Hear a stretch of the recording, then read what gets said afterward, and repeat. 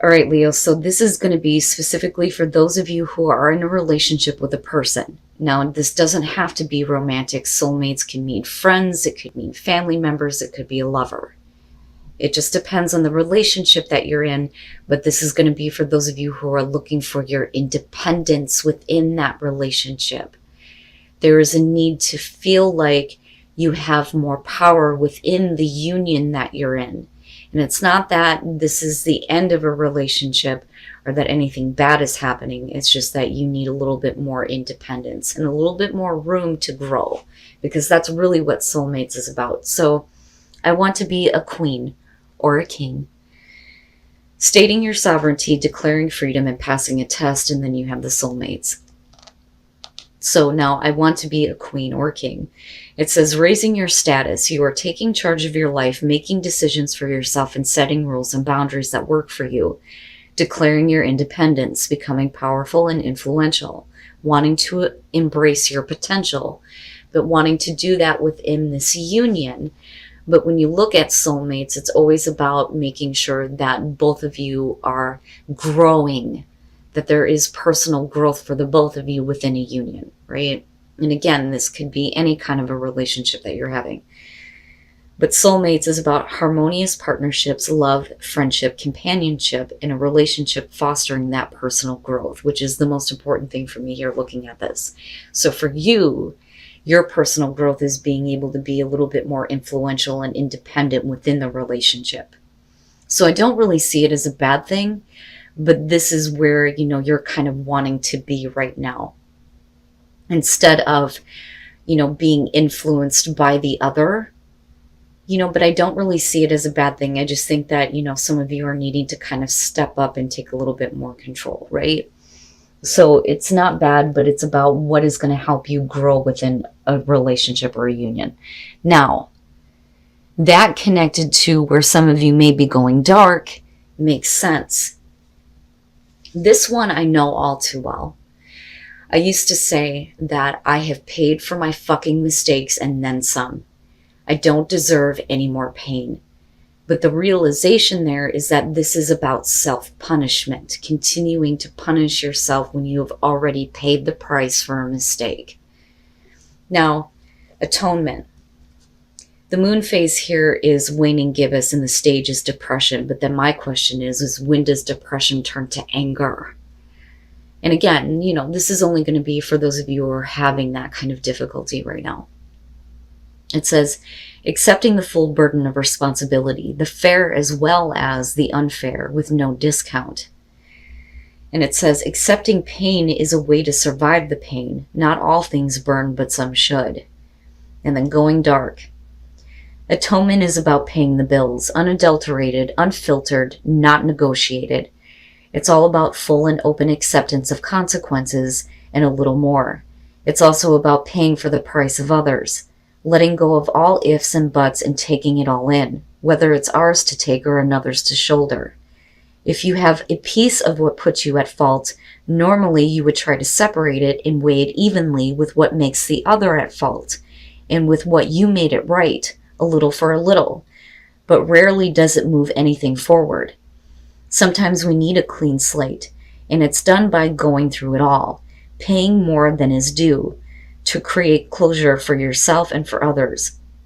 You take the dark in so that others can stay in the light, even if they don't deserve it, even if you don't deserve it. And that's the biggest thing that sticks out to me.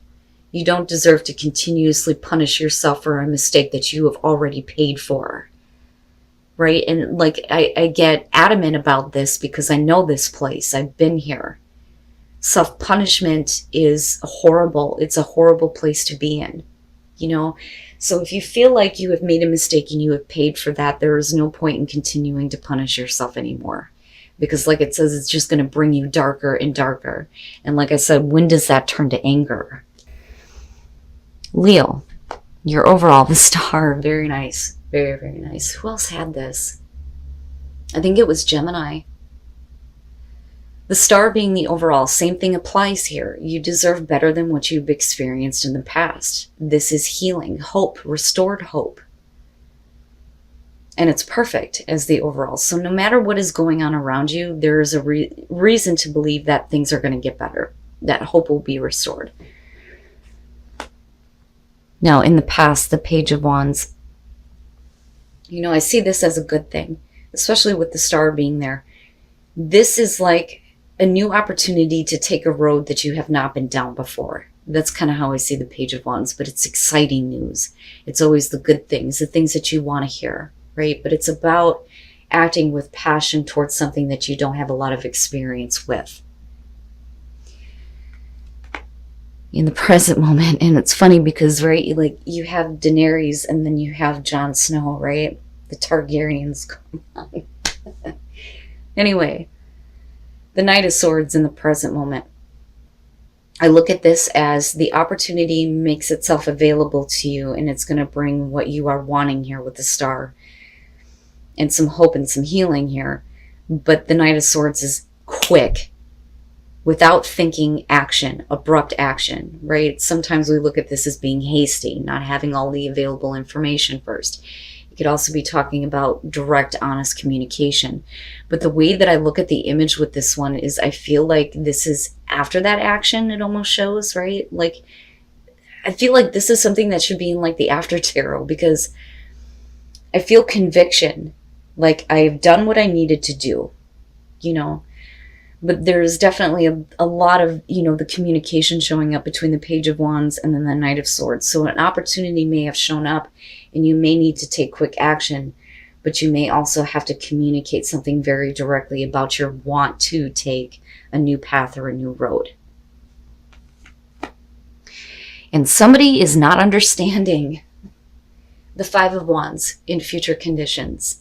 And this is another one, too, that I look at as like what happens after, because it makes sense to people that are no longer talking, that the argument has been completely exhausted. But you're talking about the butting of heads here, right? It's not nearly as bad as the Five of Swords, but this is, you're not understanding me. No, you're not understanding me. And nothing gets accomplished. But right now, what's more important is what is going to create the hope, the healing, and the balance in your life. Even if that means that somebody doesn't understand where you are going, what you are acting toward, and what you are doing, and what you are saying to them. And that may be because they don't want to hear that, because I look at the Knight of Swords as the action that you are taking. And I say that because of the Page of Wands, and I can see you being excited.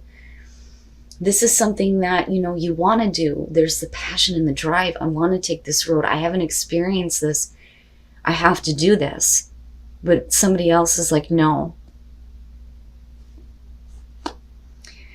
Your best path to follow, the Nine of Wands. There are times where I look at the Nine of Wands and I think it's about protecting yourself and your self-interest. But I also look at this as you've been through a lot. And, this is being worn out, but needing to be persistent. And sometimes with the Nine of Wands, you can see where people are blocking things out and not letting anything in because they have fought too hard to protect what is important to them. But, I look at this as don't lose sight. Especially with the star being there. Don't lose sight on what it is that is coming through to you. I almost look at this as something that you kept putting off to the past.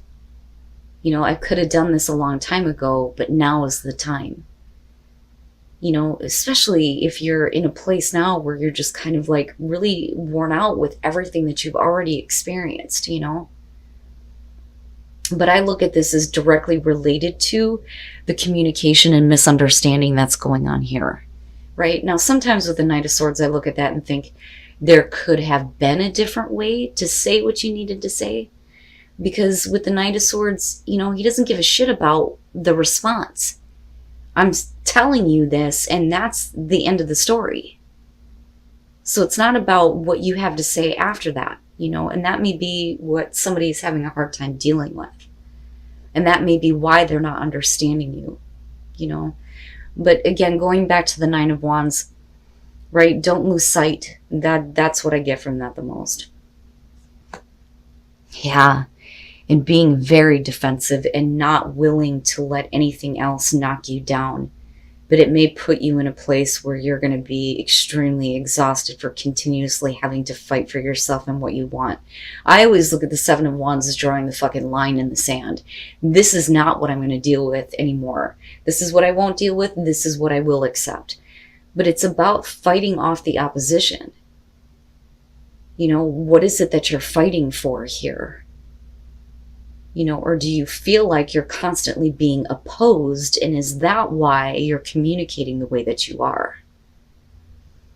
Now, for some of you, absolutely, we could flip the script here, and it could be about the communication coming to you and you not understanding, but your overall here is the Star. So the perspective is a little bit different here. You know, so I don't necessarily feel like it's about somebody communicating to you and you going, I don't understand. I think it's you. I think it's you doing this because there is something that you are fighting for, you know, and protecting, and something that is important to you. And it's about your success. That's how I see this. Your hopes and your fears, the King of Pentacles. Now, I always say that when it comes to court cards in this position, I don't like it because it can suggest that your hopes and fears are surrounding another person. But because you are so like in battle here, I feel like it is about you and wanting to create success in your life and wanting to be in a position where you have something to offer. You know, because I kind of go back to this, I want to be a queen, but in this case, a king. And what you're hoping for here is to have continued success and to be able to follow that, even if it means that you have to take a path that somebody does not agree with. Because it's the bigger for you. I mean, this isn't the Nine of Cups here. This is the Star, you know? Now, as far as if you're dealing with, you know, and I do, especially with soulmates coming up here, because it's about, you know, somebody needing to understand that you need to do this in order for your own personal growth. And I think that this is what it's coming down to. But if we're talking about, you know, the King of Pentacles representing the other person here, you know, I look at that and I think that the fear is that they're not going to be able to, you know, give anything to support you. You know, because generally the King of Pentacles is going to be somebody who's very giving of their time and their resources because he knows how to maintain success. He knows how to create that. You know, but he's also the person here who likes to have his cake and eat it too. You know, but I look at this more so as you have to do this for you. You know, I feel adamant about that, you know, and it's a little annoying looking at another person not wanting to understand that, you know. And then coming out the Moon, and that bothers me. And I think that, you know, looking back at this, that's where I feel like don't lose sight.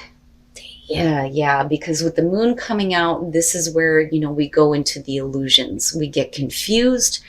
There's the unrealistic fears and anxieties that are being projected outward, right? And it's clouding you. It's like a fog. You know, there is beauty with the Moon, absolutely. But the whole point here is to see your star. You know, and not to be caught up in things that are not real. But it may be because of a situation where somebody is disagreeing with you that you get to this point where you're like, I don't know now. Like, I'm not sure.